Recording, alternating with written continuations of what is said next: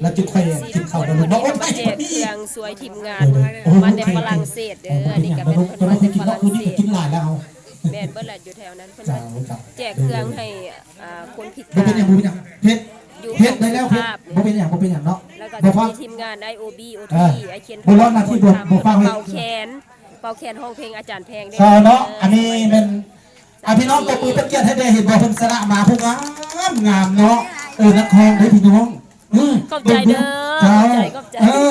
เพิ่นสละมาจากมาเห็นพี่น้องเพิ่นว่าอุ้ยจะไปนำได้อาจารย์เลยว่าซั่นจะไปเห็นเด้ว่าซั่นโอ้ยตะเบียนแล้วบ่โอ้ยสบายดีคันอยู่ประเทศอื่นแล้วเขาว่าดาราได้ได้ซื้อปีเข้าได้ขอบใจเด้อน้องกันได้น้องเอากันได้เนาะโดยอยู่ดีมีแฮงโด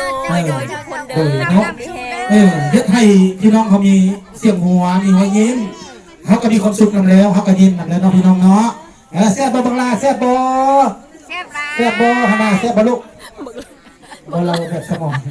บักล่าเพิ่นว่า โอ้อายผมขาวๆเลี้ยวเพิ่นว่าเอาละซอกอยู่หูบักล่ากันพร้อมแล้วก็ย่าวจังได๋คนเดียวเข้าบ่ต้องกินคนเดียวเขาอิ่มแล้ว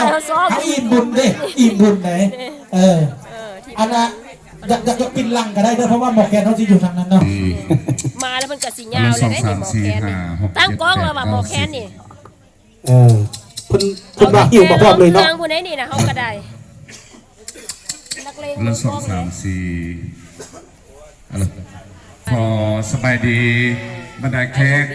ที่มีเกียรติที่ทักแพงทุกทานพร้อมด้วยทางน้องๆที่ว่าพิการทางสายตาพิการทางร่างกายอันใดก็แล้วแต่น้องข้อหักข้อแพงเด้อพี่น้องเอ๋ยการพิเศษสุดกับมื้อนี้ทางอาจารย์แพงมณีวันศิลาลมที่เข้ามาถึงข้าพเจ้าด่วนๆเนาะว่าโอ้อยากไปห่วมอยากไปหาเจ้าแต่ก็งานก็ยาวเยียดมืออื่นมือหือก็ยุพลทองยุพุนหลายบอลไปกับความชิดพรชิดถึงพี่น้องจังใดก็ขอให้พี่น้องทุกท่านมีความสุขภาพเข้มแข็งความเจ็บจะได้ความใครจะได้มีแต่โชคแต่ลาภพี่น้องเลยโอดีพอวันเกิดอันใครวันเกิดทางอันนะไออันนั้นโลโซมาแต่อันเมืองระยองโอ้ยเจ้าโลโซเห็นบ่โลโซลาวอวยพรมาเด้ให้อายเด้อมีสุขภาพเข้มแข็งวันเกิดของอายขอให้แข็งแรงอายเลยอยู่ดีมีแหงอายเอ้ยดีใจเจ้าพร้อมด้วยแขกผู้เกียรติวันนี้ข้าพเจ้ากับจันเทียนทองสิได้โซเป็นพื้นเมืองเอกลักษณ์ของบ้านเฮาสุพี่น้องได้ฟังสักก่อนเนาะเพื่อว่าจักน้อยจำแนนเป็นวงดนตรีจากใหญ่ขึ้นไปเอาพื้นเมืองแดนละกาอันนี้ก็ใหญ่เจ้าใหญ่คนเดียวก็อยู่แล้วโดยเริ่มเป่าแคนมวนหลังลำโดยอาจารย์เทียนทองอาจารย์หลวงพี่เป่าแคนแพ็คคู่ได้นี่นะคนเราไม่ได้เห็นมันไม่ได้ของสร้างงานเนาะดีใส่ดีเทียนย้ายฝากเตือนพี่น้องได้รับรางวัลชนะเลิศทั่วประเทศนะเป็นรางวัลอันดับ3นะพี่น้องถือว่าโชคดีที่สุดเลยนะโชคดีนะเขาเป็นคนโชคดีเกิดมาโชคดีคือกันเนาะที่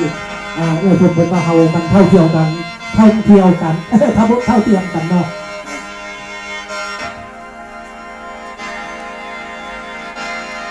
กินลังกันเลยพี่น้องเนาะ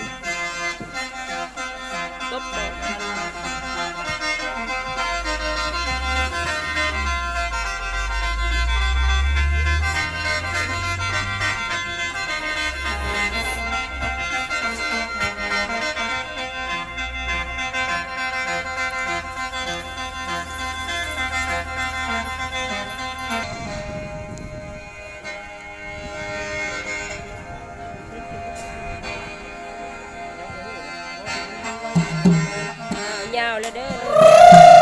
ขอเสียงเด้อตบมือพร้อมได้เด้อเอาโซนหน้าเวทีเด้อโซนหน้าเวทีพร้อมเลยก็ต้องให้พลาดเนาะความสุข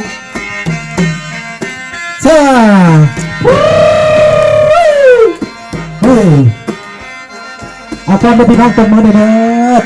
อ